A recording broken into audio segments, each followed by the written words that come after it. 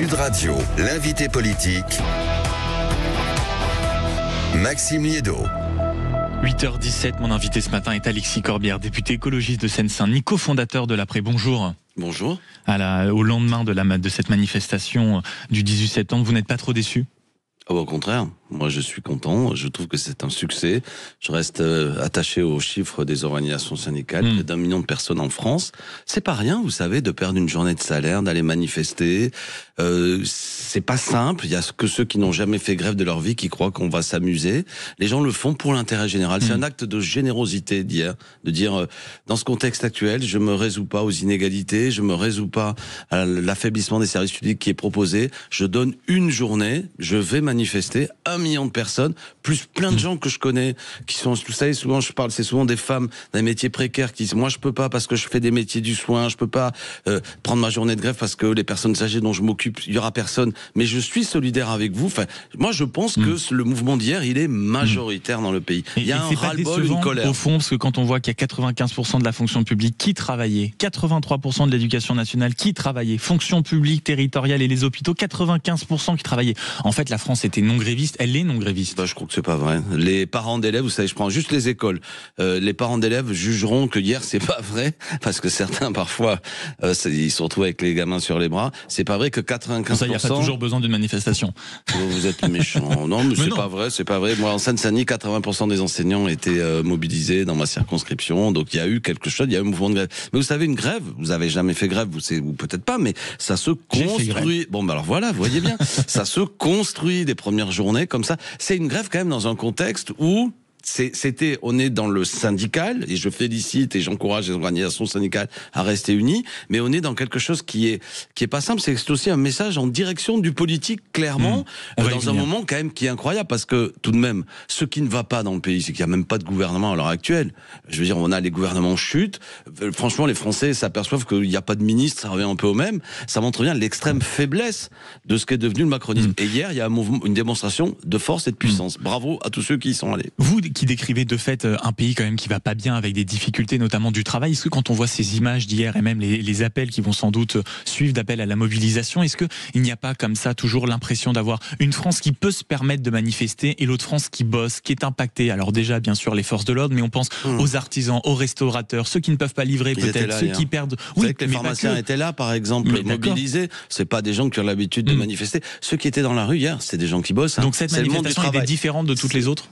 Elle était importante déjà. Je vous assure qu'en mois de septembre, comme ça, c'était une belle journée. Et il y avait des professions qui étaient là hier dans la rue, y compris des commerçants, des petits commerçants, des gens qui n'ont pas des traditions de manifester parce que c'est pas simple pour eux, qui eux sont là aussi. Mais moi, je suis persuadé que hier les gens soient dans la rue ou qu'ils n'y soient pas, il y a une colère dans le pays. Il y a un ras-le-bol. Les gens, ils le disent avec des mots simples. On en a marre. Ça suffit. Ça ne peut pas continuer. On l'a vu hier d'ailleurs dans les slogans. Bon, alors la journée d'hier, je veux dire, elle est déjà la pointe immergée, si je puis dire, de cette colère. Mais ce qu'il faut voir, et pas jouer sur les mots, je sais que vous me taquinez pour l'échange, mais j'espère que le gouvernement ne se satisfait pas en disant tout va bien, parce que finalement hier, ils étaient 1 million, et blablabla. Non, le pays est au bord d'une quasi-rupture.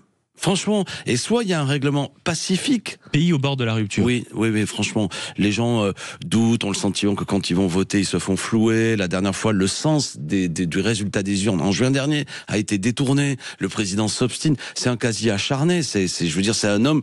On a l'impression. C'est de l'acharnement du président de la République. Il veut absolument garder le pouvoir. Il veut maintenir sa politique. C'est quand même un homme qui a imposé une réforme des retraites à un pays, par exemple, contre l'avis général. Toutes les études d'opinion disaient 70% sont contre, unanimité syndicale, le Parlement est contre. Il impose.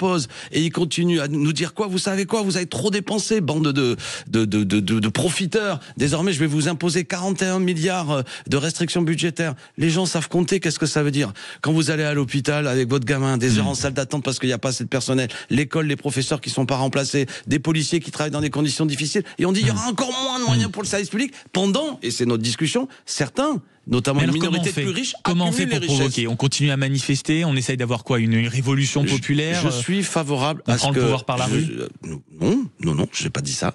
Mais je veux dire, celui qui prend le pouvoir par la force et qui le garde par la force actuellement, c'est Emmanuel Macron et ses amis. Je ne dis pas ça pour... Les mots sont excessifs, mais c'est quand même une réalité. Il garde le pouvoir. Moi, je suis un homme tout à fait pacifique, démocrate. Vous dites qu'il a pris quand même le pouvoir par la force? Oui, il le garde, oui. Actuellement, le fait de nommer Sébastien Lecornu est un pouvoir qui lui est donné par la Ve République. Il nomme qui il veut et il choisit un homme, selon moi, qui ne correspond pas à ce qui est le point d'équilibre démocratique du pays. C'est-à-dire qu'il choisit un homme qui est dans un groupe minoritaire au sein de l'Assemblée nationale. C'est quand même pas rien. On est habitué maintenant à ce que les gouvernements, j'espère que celui-là le fera, ne prennent même plus un discours de confiance devant l'Assemblée, dirige par 49-3. Un vote de confiance c'est la moindre des choses. J'espère que c'est la moindre des choses quand même, que quelqu'un vienne devant l'Assemblée et dire est-ce qu'au moins vous êtes majoritairement à mes côtés. C'est une bonne idée de se suicider politiquement en plus. Mais pourquoi c'est un suicide? Non, mais ça s'appelle la démocratie. Moi, ce que je propose au-delà de tout ça, vous savez, je suis un unitaire, je suis pour le maintien de ce qu'est le nouveau Front populaire, ce qui en soi est une bataille, mais je l'amène avec mes amis. C'est pour ça que j'ai fondé l'Après. Je suis pour actuellement qu'on passe par un gouvernement nouveau Front populaire.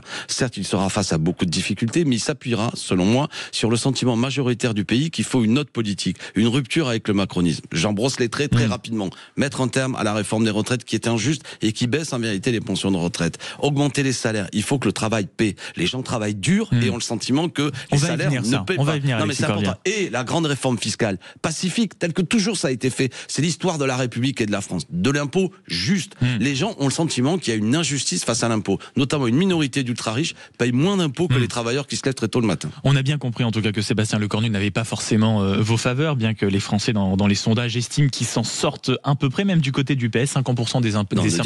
C'est l'homme qui commence avec le plus bas taux de confiance de tous les premiers ministres. Les premiers pas de Sébastien Lecornu, en tout cas, ils sont jugés de manière à peu près acceptable de la part. C'est le sondage ce matin. Ah oui, je suis d'accord que sa stratégie, c'est je ne dis rien, je ne fais rien, et les gens disent bon, mais si, non, il est pas si mal. C'est une stratégie. Certes, c'est une stratégie. Sur la table également, vous en parliez, Alexis Corbière, plusieurs options. Ce matin, notamment dans les journaux, on apprend que on réfléchit sous l'impulsion du Parti socialiste à une baisse de la CSG pour rendre, on va dire, les salaires un peu plus importants. Est-ce que dans la fameuse révolution fiscale dont vous dessinez ou dont vous dessinez les contours, est-ce que ça c'est un moyen qui pourrait avoir vos faveurs, par exemple? Alors, mes amis socialistes, moi le savent, moi je ne suis pas d'accord avec ça. Je ne suis pas d'accord. Pourquoi? Parce que c'est une baisse. La CSG, c'est ce qui permet, c'est un système de cotisation, de contribution, on va dire pour être précis, et en fait vous baissez ceux qui participent à des financements d'organismes sociaux. Augmenter les salaires, c'est une autre répartition entre, je vais le dire un peu vulgairement, j'espère qu'on me comprendra, le capital et le travail. Il faut mieux redistribuer les richesses. Vous savez faire la différence, contrairement à certains de vos anciens collègues. Non, mais c'est important parce que c'est comme toutes ces idées que propose aussi le Rassemblement national. Il a une autre idée, c'est il y aura moins de salaires indirects, toutes les cotisations et plus de salaires directs. Mais vous vous faites avoir parce que même votre salaire indirect, c'est-à-dire quand vous prenez votre fiche de paye, la différence entre le brut et le net. Voilà, c'est donne-moi ta montre et je te dirai l'heure. C'est une partie de salaire, c'est du salaire socialisé, c'est-à-dire que vous avez votre salaire net, mais en brut, vous cotisez dans des caisses. Si un jour vous cassez la jambe, c'est quand même la différence avec d'autres pays. Il y a des pays où les salaires sont plus importants. Moi, j'ai de la famille en Amérique latine ou ailleurs, mais franchement, l'hôpital public n'existe quasiment pas.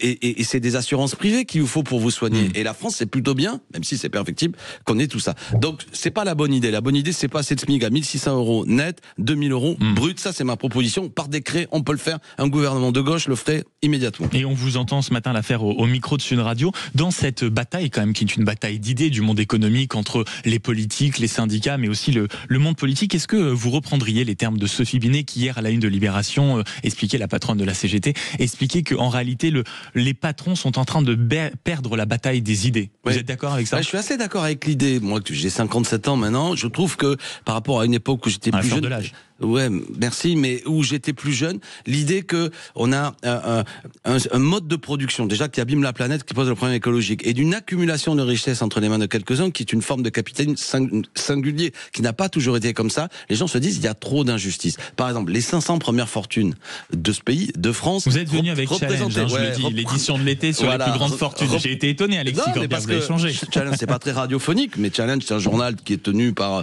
un groupe qui est lié quand même à Bernard Arnault. C'est pas un journal de gauche ni d'extrême gauche, mais démontre ce que je voulais dire, c'est-à-dire que les 500 premières fortunes, et c'est ce qu'ils mettent dans un article, je vais pas vous le lire, en 96 représentaient 7% du produit intérieur brut du PIB, aujourd'hui c'est 42%. Ouais. On a une accumulation de richesses, et la taxe Zuckman dont je parlais tout à l'heure, c'est l'idée de l'impôt plus juste. Les Français ont une soif de justice, et c'est ce que disait Sophie Binet, me semble-t-il. De ce point de vue-là, moi j'ai pas envie de dire les patrons, parce que personnellement je connais des patrons, petites et moyennes entreprises, les mecs qui bossent quasiment à l'équivalent. Sur la bataille des idées, vous avez la même sensation. essentiel. Et que des gens viennent avec une forme d'arrogance pour dire non, on veut plus payer d'impôts, il faut que on accumule parce que tu comprends la compétition internationale, parce que sinon je vais partir à l'étranger. Toutes ces idées-là, les Français ne les supportent pas. Et en plus, c'est du bidon, parce que toutes les études, même le Conseil d'analyse économique lié au Premier ministre, a démontré que s'il y avait un impôt plus juste à 2% de taxe Zuckman, c'est 0,03% des ultra-riches qui se barraient. J'ai envie de dire que c'est peu de choses, on peut vivre sans eux. L'actualité, elle se passe aussi sur la scène internationale. On l'a entendu en tout cas sur les journaux, avec la volonté du président de la République de créer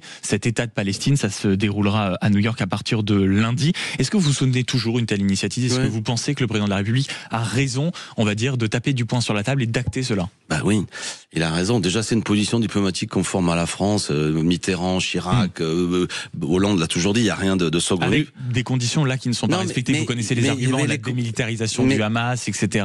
Non, mais évidemment qu'il s'agit, dans les propositions d'Emmanuel Macron, de ne pas s'appuyer sur le Hamas, que personne ne dise de sottises, c'est pas ça le sujet. La question par rapport à ce que fait actuellement Israël, un gouvernement fanatique d'extrême droite qui massacre la population, c'est absurde. Je veux dire, plus de 50 000, 60 000 personnes ont perdu la vie, des femmes, des enfants Gaza, qui n'ont rien à voir avec la responsabilité du 7 octobre, qui est un acte terroriste. Donc il y a quelque chose qui touche, et ça a été dit par la justice internationale, par un risque génocidaire, et on peut considérer qu'actuellement on est dans un génocide, c'est-à-dire la destruction, selon la définition internationale, de toute ou partie d'un peuple. On a cela. Pour vous, vous reprenez le terme. Mais évidemment, non, mais c'est une définition internationale, c'est pas moi. Vous savez, après on peut discuter comme historien du contenu qu'il y a là-dedans, mais d'un point de vue du droit international, il faut l'appliquer.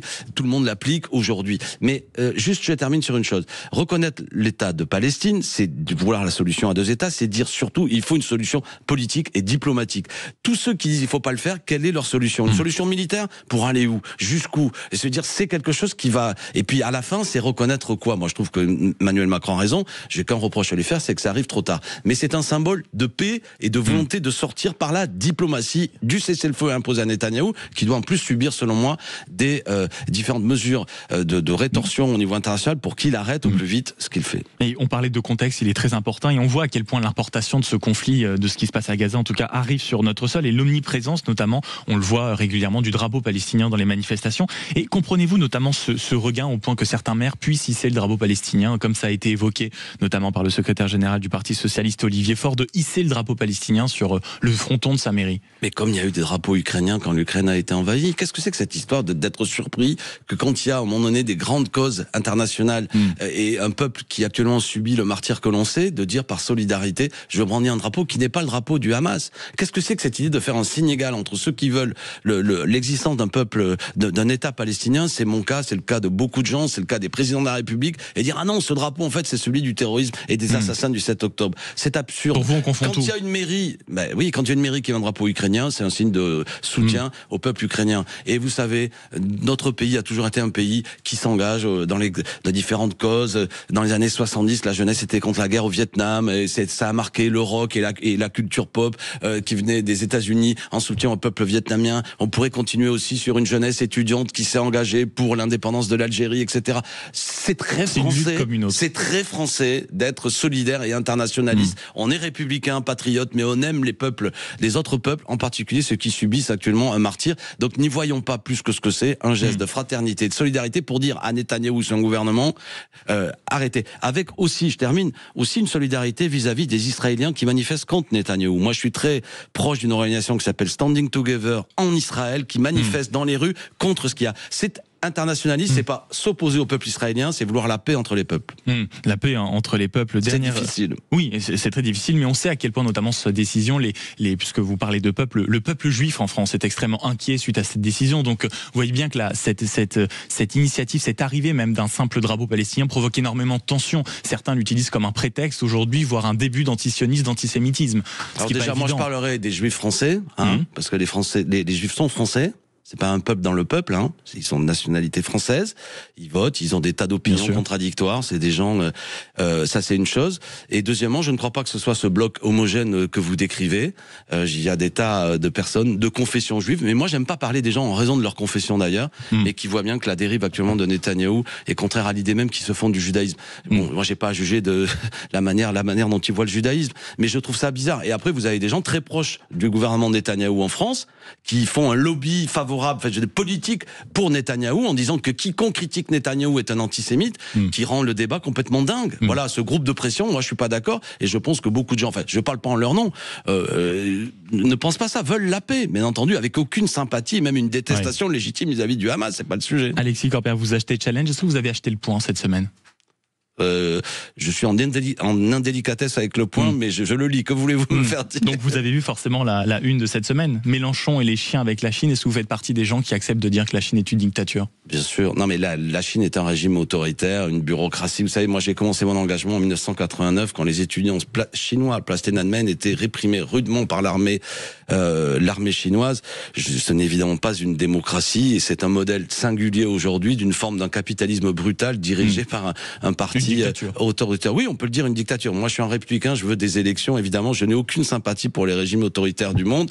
Ce n'est pas le seul pays autoritaire. Mais vous savez, le principal ami de la Chine en France, vous savez qui c'est? C'est Jean-Pierre Raffarin. Quand on raconte parce que là, on dit que c'est Jean-Luc Mélenchon. Oui, mais bon, je veux dire, ceux qui ont... moi, j'ai beaucoup de désaccords avec Jean-Luc Mélenchon, mais le Parti communiste chinois, à ma connaissance, n'est pas invité dans les événements de la France insoumise. Non, c'est eux qui y vont. D'accord. Non, mais ces enquêtes sont bidons. Je veux dire, vous savez, moi, c'est assez bidon, c'est assez faible. Il n'y a pas de lien trouble, inquiétant entre la Chine et la France insoumise pour vous? De ce que j'ai vu de l'article, là, c'est pas du tout ça qu'ils disent. Même le rapport de Sofia Chikirou au sein de l'Assemblée nationale. Je pense que ce rapport, effectivement, de ce que j'en ai vu, est d'une complaisance un peu amusante. Ça, je suis d'accord avec ça. Vous êtes sympathique. Oui, non, mais je suis d'accord. Mais je vous dis aussi, inviter monsieur Jean-Pierre Raffarin est un homme qui, pour que la France fasse beaucoup d'affaires avec les Chinois et qui dit beaucoup de bien des dirigeants chinois. Bon, et pour autant, c'est pas, comment dirais-je, vous le traitez pas de maoïste, encore que peut-être monsieur Raffarin est en train de devenir maoïste. Quand il viendra à ce micro, je lui poserai les mêmes questions. Bon, merci beaucoup. Je veux dire, pour l'essentiel, là où vous avez raison, là où j'ai un désaccord avec Sofia Chikirou, qui raconte souvent n'importe quoi par ailleurs, c'est que vis-à-vis de la Chine, on va pas dire que c'est un régime comparable, c'est ça ou le pire dans ce cas-là, où la liberté d'expression est comparable à la France. En Chine, il y a des journalistes qui sont en prison, d'accord? Donc faut pas rigoler avec ça et pas banaliser des régimes qui ne sont pas des modèles. Voilà au moins ce que j'ai à dire. Alexis Corbière, député écologiste de Seine-Saint-Denis, cofondateur de l'Après. Merci d'avoir été au micro Sud Radio ce matin et on retient quand même l'enquête bidon. On verra ce que ça donne. Merci beaucoup d'avoir été avec nous ce matin. Peu fourni. Merci beaucoup d'avoir été avec nous ce matin. Dans un instant, 0826 300 300 pour poursuivre le débat, bien sûr. Et on en parlait à l'instant avec Alexis Corbière. Le pouvoir d'achat, grande priorité des Français. Ah bon? Parce que les chiffres nous disent un peu le contraire. Et vous, 0826 300 300, venez vous installer à la table. Prenez votre baguette, votre pain, votre confiture, vos croissants et venez vous installer. 0826 300 300. À tout de suite sur Sud Radio.